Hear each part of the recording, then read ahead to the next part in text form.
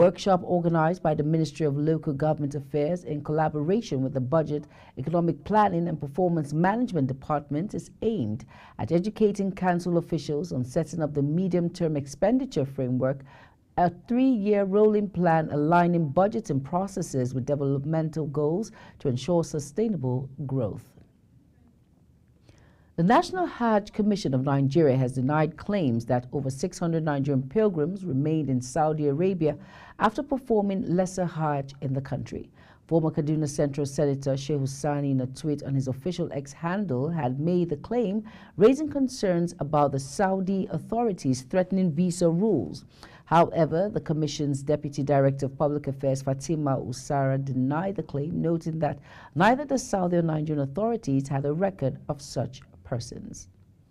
Sokoto State Government says it will investigate claims made by the United Nations Children's Fund, UNICEF, regarding alleged theft and sale of nutrition supplements donated to the state to improve the health of malnourished children. The fund's Chief of Field Office for Sokoto, Kebbi and Zamfara State, Michael Juma, had raised the alarm during a quarterly policy makers meeting in Sokoto. He said the supplements provided by donors and distributed to healthcare centers across various communities were misappropriated by individuals within the system who collided with traders to sell them to unattended recipients. Kogi State Chapter of the People Democratic Party has asked the local executive committee in Ijumi to initiate immediate suspension proceedings against Senator Dino Malaye. Following his recent outburst when he declared the party dead, the party's elders, led by Ibrahim Dansofo, disclosed this in a statement made available to newsmen in Lokoja. The party said the move is necessary to restore its integrity and focus on visible leadership. Delta and Kogi states have activated their camps for internally displaced persons after the federal government alerts both states alongside Niger, Kwara, Anambra and Imo of an impending rise of River Niger water level. Minister of Finance Wale Edun made the disclosure that the National Economic Council has approved 3 billion naira to support farmers in Kebbi and other states affected by flooding. The flooding advisory to the states came on the heels of the warning issued by the Nigerian Hydrological Services Agency regarding the increasing volumes of River Niger. The proposed meeting between the federal government and the Academic Staff Union of Universities, initially scheduled for today, has been postponed. The union's president, Emmanuel Osodike, confirmed that the meeting, which was previously announced by the Minister of Education on Friday, will no longer hold. Although no reason was given by the postponement, the meeting is now expected to take place on Wednesday, August 28th. Kaduna Governor Senator Uba Sani has inaugurated the Kaduna State Skills Development Council to tackle the skills deficit and youth unemployment across the state. The governor says the council will develop a skill development framework, strategic implementation plan, and annual action plan to address youth unemployment in the state. In his remark during the inauguration, Governor Sani emphasized the importance of investing in human capital to equip youths with skills to respond to the fast-changing needs of the 21st century and contribute to the state's economic development. Troops of the 1 Division Nigerian Army Kaduna have killed a terrorist and recovered a cache of arms and ammunition during a clearance operation in the state. The Acting Deputy Director, Army Public Relations, Lieutenant Colonel Musa Yahaya, in a statement in Kaduna said the operation was conducted in the general areas of Sabon Birni, Gongang Dawa, and Madoro Ingade Alpha and Rafin Kaji. He said during the operation, troops made the contact with terrorist elements, leading to a firefight that resulted in the killing of 1 terrorist, which others fled with suspected gunshot injuries. Bandits have abducted over 150 persons and rustled over 1,000 cattle in some villages in Gobir Emirate of Sokoto State. The incident happened a few days after the death and kidnappers then of the Emir of Gobir, Alhaji Isa Muhammad Bawa, who was also the district head of Gatawa. Hundreds of youths are in the area eventually staged protests after the killing of the district head, forcing the state government to impose a curfew on Sabon Birni. You're watching News Cycle on Global Television, coming to you live from Nigeria's capital, Abuja. When news cycle returns, Tinubu to inaugurate revamped $150 million container terminal in Onne Port. Details of this and more after this break. Please stay with us.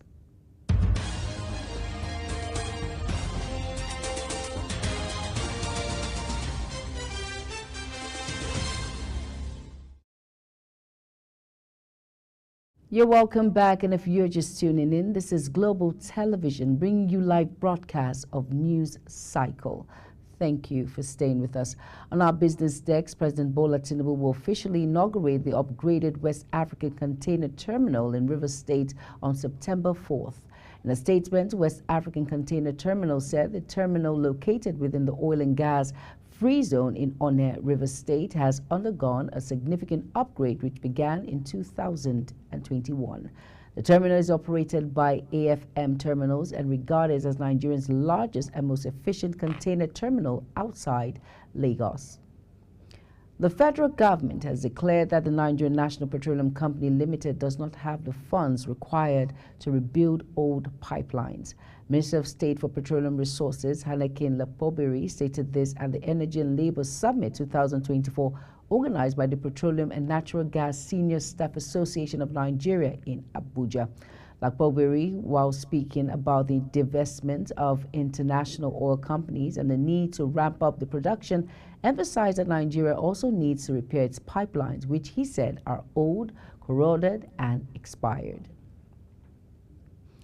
The gross domestic product (GDP) of Nigeria has grown by 3.19% in the second quarter of 2024, driven by growth in the service sector. The report indicated that second quarter GDP performance is driven by the service sector, which grew by 3.79% and contributed about 58.76% to the total GDP. The agriculture sector experienced modest growth, expanding by 1.41%, slightly down from the 1.50% growth rate recorded in second quarter of 2023. Meanwhile, the industry sector rebounded strongly, posting a 3.53% growth compared to a contraction of 1.94% in the second quarter of 2023.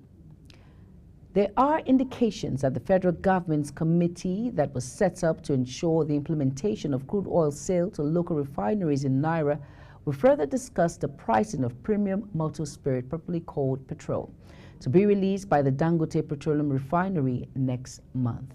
Multiple officials, both among oil marketers and members of the Implementation Committee on Crude Oil Sales in Naira, under the leadership of the Minister of Finance and Coordinating Minister of the Economy, Wale Edun, confirms that the panel will be holding a series of meetings this week and in coming weeks on the development.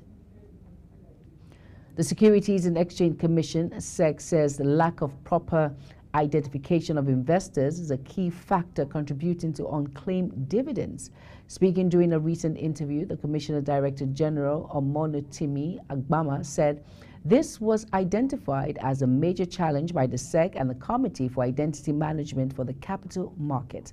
He stated that technology would play a crucial role in addressing this challenge, with the SEC working to ensure that investors are properly identified to facilitate the payment of dividends. Civilians are among the dozens of people killed in an attack by militants in the Burkina Faso, local insecurity sources says. Jihadist rebels affiliated with Al-Qaeda and the Islamic State group have twanged a gleaning insurgency since 2015 in Burkina Faso that has killed thousands and displaced 2 million people.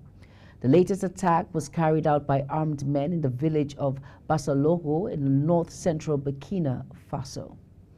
On our foreign desk, the Dutch Data Protection Authority has announced that it has fined the ride-hailing app Uber 290 million euros, approximately $324 million, for transferring the personal data of European drivers to U.S. servers. The regulators said the transfer were what it called a serious violation of the European Union General Data Protection Regulation, as they failed to approximately protect drivers' information. The authority noted that Uber collected sensitive information of European drivers, including taxi licenses, location, data, photos, payment details, identity documents, and in some cases even criminal and medical data of drivers. In sports, Nigerians' 8-man table tennis squad to 2024 Paralympics in Paris, tutored by Nasiru Sule, says it is determined to bring medals home. For the event that began on Thursday, August 29, the Paralympics starts on Wednesday, August 28, and run till September 8th. The Nigerian team of 6 men and 2 women will compete in doubles, mixed doubles, and single events. Impressed with his heroic in the CAF Confederation Cup against El Kanemi Cheetahs of Benin Republic, coach Gernot Rohr has hinted about the inclusion of Daj FC goalkeeper Karim Rahman in his list of players to pursue next month's 2025 African Cup of Nations duel against Nigeria and Libya. Rohr described Deje's win over the Nigerian side as a moral booster and stated that Rahman, who impressed in the match, will be listed for the upcoming international matches for the Cheetahs. On a sad note, Swedish football manager Sven-Göran Eriksson, who coached England from 2001 to 2006, has died Monday at the age of 76 after a battle with pancreatic cancer. His agent, Bose Quasensin, says they passed peacefully this morning with his family around him at his home. And that's it on News Cycle. And it came to you live from Nigeria's capital, Abuja. Remember, we're on DSTV channel 365, Star Times channel 276, and free-to-air Nicomsat and its perimeters showing on your screen. Kindly follow us across all social media platforms by using the Global TV NG and other handles now showing on your screen. I am Jumai Manson. Thank you for watching. Good evening.